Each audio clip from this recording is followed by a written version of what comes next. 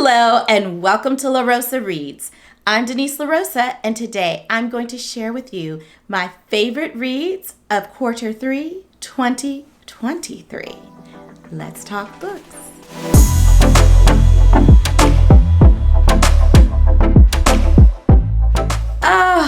My favorite videos to make on LaRosa Reads are my favorite quarterly reads videos. And here we are in the third quarter of the year, and I'm like, where the heck did this year go, y'all? Like, how are we already here? Well, regardless of what the answer to that is, the reality is we are here, and I'm sharing all of my faves with you. Coming in at numero 5 is The Boyfriend Candidate by Ashley Winstead. Ashley Winstead delivers with the second book in the series, if you will. The first one was Fool Me Once. The Boyfriend Candidate is so fun. We have this gubernatorial candidate who is this bachelor that's really an eligible bachelor that is young and vivacious and is bringing some new energy to politics in Texas. But that can make Logan also an easy target because his opponent is like, look, this is some young fool that hasn't even settled down in his romantic life. How can you trust him with the state? So, keeping that in mind, Alexis Stone is a school librarian, and she is straight-laced, so straight-laced that her ex-boyfriend said, "You are lame in bed, honey. Peace out." And she's out to prove him wrong. She's trying to step outside of herself and become someone else that's a little more adventurous. So she literally puts herself out there at a hotel restaurant, a hotel bar, and runs into Logan. They decide, hey, let's have a one-night stand. But the only problem is the hotel catches on fire. So their one-night stand comes to an abrupt ending before it begins. And she's like, why is everybody staring at us and taking pictures? Like, we're like everybody else. We just ran out of this hotel. What's so special about us? Well, what was special is Logan. So, why not engage in a fake dating trope? You know, why not fake date to make Logan seem legit as a human being and a potential governor of a state? And Alexis is like, I need some spice in my life, so why not give it a go? And of course, sparks indeed genuinely fly. This book was super fun, and I am happy that it's number 5 in my favorite reads of Quarter 3. Coming in at numero 4 is The Second Ending. I have been talking about this book quite a bit, so I don't know. I just encourage you to watch other videos, such as my LaRosa Girls video with my daughters, where we were talking about our September reads. I go into great detail about the synopsis of this book. Let me just say, our wonderful debut author, Michelle Hoffman, did her thing with this book. We have a young prodigy who is now a 45-year-old married woman, empty nester, who is looking to reconnect with the piano through a wonderful competition show about dueling pianist. So here we are, ready to enjoy a fun ride. There's also some fun twists and turns involved. We've also got another character, Alexei Petrov, who is a young star in the piano world, and they're going to be dueling it out. Prudence, our main character, and Alexei. And what happens before that moment is a lot, and it's endearing, and it's super fun. I am thrilled with this read. If you haven't read it, you need to do that, like now, like yesterday. It is so fun. As soon as I opened the first page of this book, I knew it was going to land in one of my top 5 reads of the third quarter. It is Yellowface by R.F. Kuang. It's a complicated synopsis. It's been told time and time and time again in BookTube world. All I will say is we're dealing with race, and we're dealing with the publishing industry, and putting those two things together in a satire. It is a wild time to be had, y'all.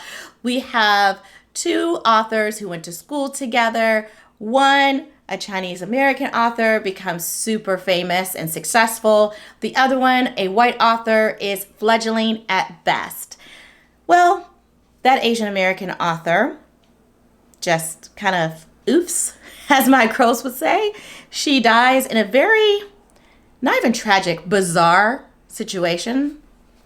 And the white author is thinking to herself, I see my friend's transcripts for her next book right over there. Why don't I just take those, work them through a little bit, do some revisions, some additions, some expansion, and call it my own book.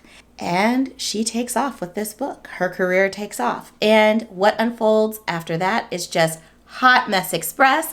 And I was here for it. The way this book challenges and pushes the way we see people navigate race, the way we see the publishing industry navigate race, it is just unbelievably clever, witty, and I think R.F. Kuang did a phenomenal job with Yellowface. So, number 3 read for your girl. Interestingly enough, your girl has never watched The Color Purple in its entirety. I love me some Whoopi Goldberg. I love me some Oprah Winfrey. I love, Steven Spielberg. I'm like, why? And Quincy Jones? Like, what? Like, why haven't I watched this masterpiece?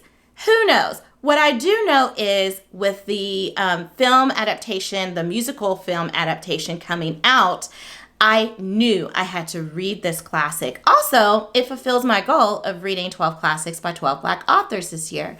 So, is there any surprise that this is my number 2 favorite read of the third quarter? I think not.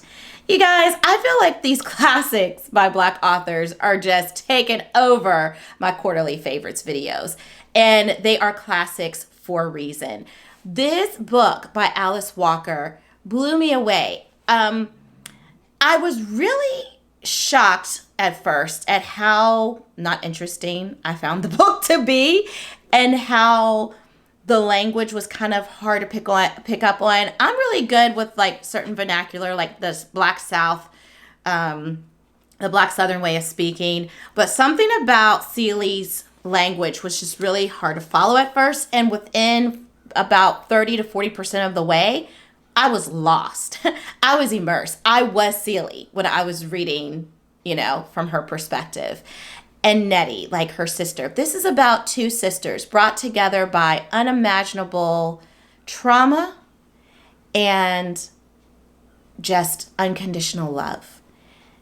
And what you learn in this book is that no matter where you are, those who you love, no matter how physically near or far you are from them, are always right here. Always, always. Also, there was no such thing as side characters in this book. Every character had a strong presence and purpose and helped to build up this story in a way that was authentic and raw and profound and very deeply layered. So I was blown away by how relationships were at the center of every moment in this book. And it really allowed me to kind of step back and reflect on my own relationships with people, whether it's, people you meet at random, which there's no such thing. I feel like we all have a destiny. There's no such thing as a coincidence, or people who are family that you've known all your life. It's just a really incredible read. And I'm so grateful. And I don't regret that it's taken me this long, because this was the time. With my little 42-year-old self, it was time for me to read this at this particular time in my life to truly appreciate it. Number 2 is The Color Purple. Dun dun dun dun dun dun dun dun dun. Don't I do that every time? I feel like I do. Okay, I gotta do something new. That's ridiculous. So coming in at numero uno, baby, is Before I Let Go by the one, the only, then fantabulous Kennedy Ryan. Oh my lordy, I knew that this book was going to be a good one for your girl, but just how good, I just had no clue what was ahead of me. This book was everything. It is grown folks romance at its finest, at its realest. I am all about it. Is there such thing as the word realist? Yeah, there is, isn't there? Okay, sorry. Just sounded really weird coming from me, but who knows? So, I digress. So we have this fine Black couple, Black love, Josiah with his fine self, Yasmin with her gorgeous self, who are lovers that found each other in college.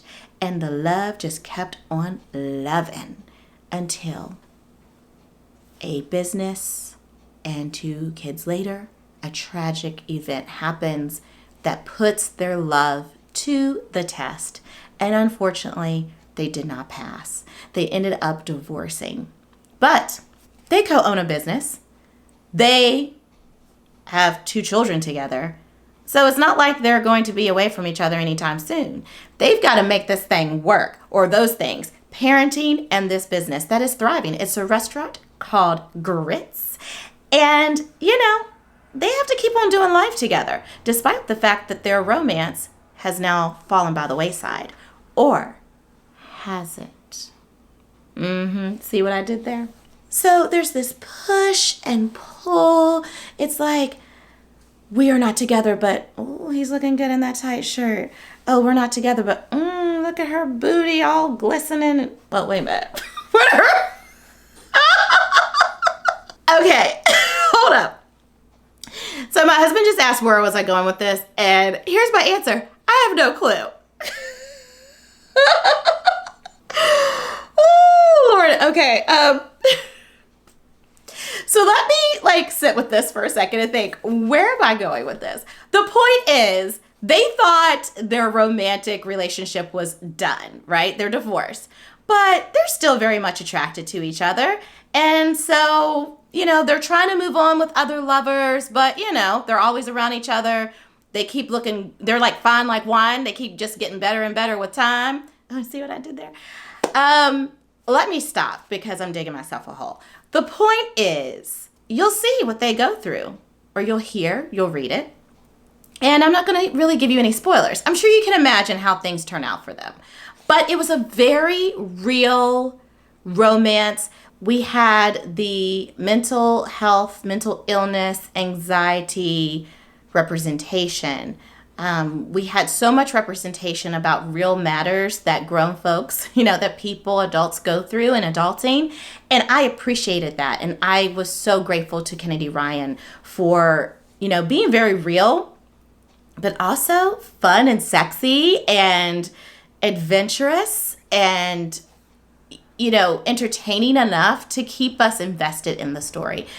It's my number 1 favorite read of this quarter. And I have a feeling it will come back on LaRosa Reads by the end of this year. Okay. That is all. I think that's all I can give right now without being absolutely ridiculously silly. Just know that those are my top 5 favorite reads, and I need to hear from you. What are your favorite reads of the year so far? What were your favorite reads of this 3rd quarter? I really want to know. I'm super curious. So hop over in those comments. You knew I was going to say that. And let me know what's going on in your reading life. And until next time, happy reading. Bye.